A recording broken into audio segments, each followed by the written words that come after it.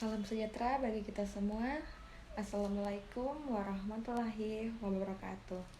Perkenalkan, nama saya Maria Paula Robot, mahasiswa dari Universitas Pembangunan Indonesia di Manado, Fakultas Ilmu Sosial dan Ilmu Politik. Saat ini saya akan memaparkan sedikit materi dari mata kuliah pengenalan dan praktek komputer dengan pokok bahasan yaitu format teks yang ada dalam Microsoft Word.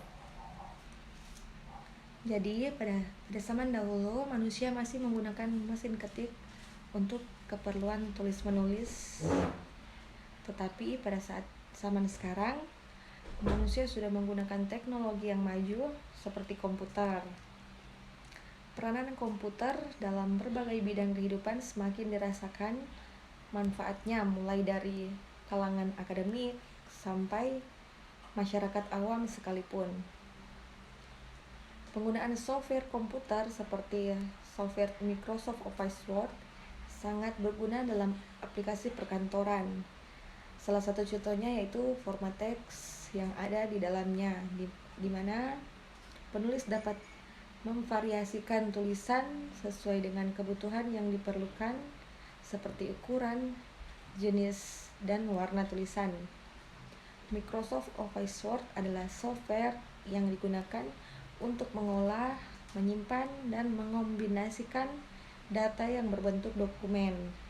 Data yang dapat diolah di antaranya yaitu berupa data digital berupa huruf, gambar, dan angka.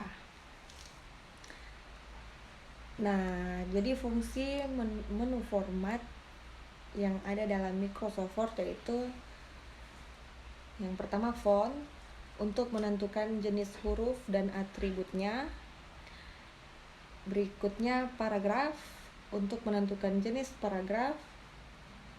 Yang ketiga bullet dan numbering, untuk memberikan bullet dan penomoran. Yang ketiga border and shading, untuk memberikan bingkai dan arsiran. Yang berikut columns, untuk membuat jenis columns. Tab, untuk menentukan batas tabulasi. Drop cap, untuk memberikan efek drop cap. Text direction, untuk mengatur arah horizontal dan vertikal dari teks yang diketik. Change case, untuk mengatur huruf besar dan kecil. Background, untuk memberikan warna latar pada belakang dokumen yang dikerjakan. Theme, untuk mengatur format tampilan theme yang akan digunakan pada sebuah halaman web, dokumen, dan pesan atau email. Frame, untuk membuat tabel daftar isi dengan menggunakan heading dari dokumen dan menempatkan di sebelah kiri halaman frame. Auto format, untuk mengubah format menjadi format dokumen atau surat. Style and formatting, untuk mengubah style dan format. Reveal and formatting, untuk menampilkan teks panel reveal formatting dan berfungsi untuk menentukan format suatu teks. Dan yang terakhir objek, yaitu untuk menformat objek.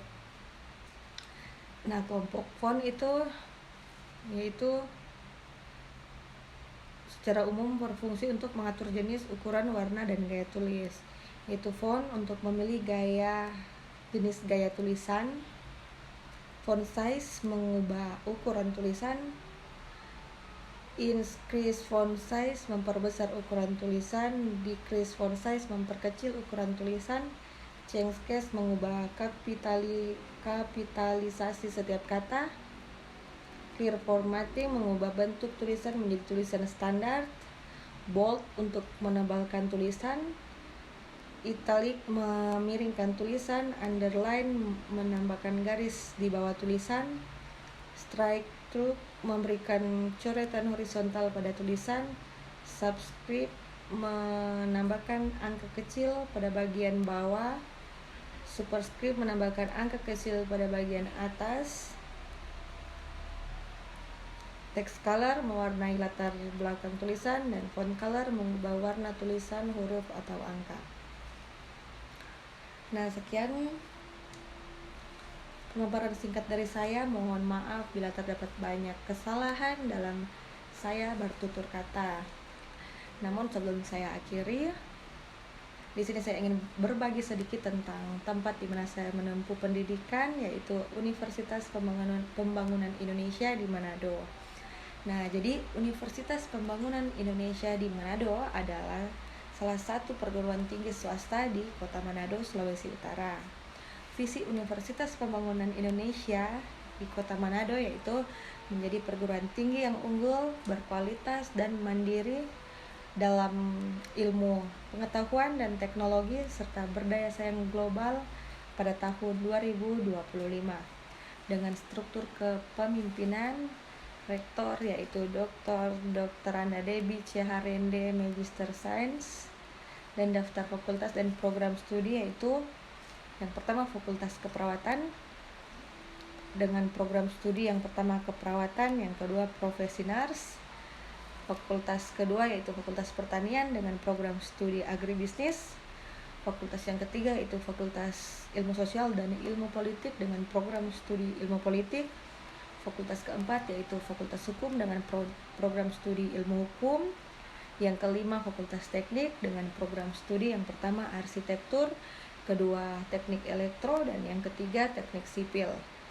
Dan yang terakhir yaitu Fakultas Sastra dengan program studi Sastra Inggris. Untuk Fakultas FISIP di bawah pimpinan Dekan Rini I. Patasaka, Sarjana Ilmu Politik Magister Sains. Nah, dalam FISIP kita akan belajar tentang sistem politik, kekuasaan, birokrasi pemerintahan, dan masih banyak lagi yang tentunya membuat kita lebih peka dengan kondisi negara kita saat ini. FISIP itu luas,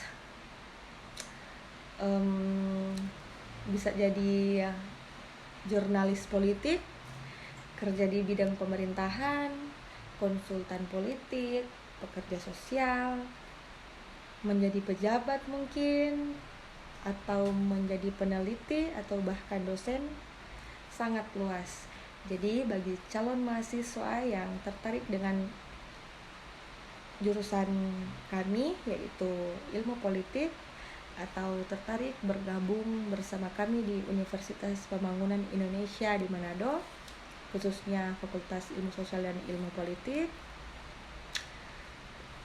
tahun ajaran 2021-2022, silakan mengecek informasi lengkapnya di laman PMB Universitas Pembangunan Indonesia, atau bisa datang langsung ke kampus yang beralamatkan di Jalan Walter Mongesidi 6 nomor 129 Bahu Lingkungan 2 Kota Manado. Sekian, terima kasih.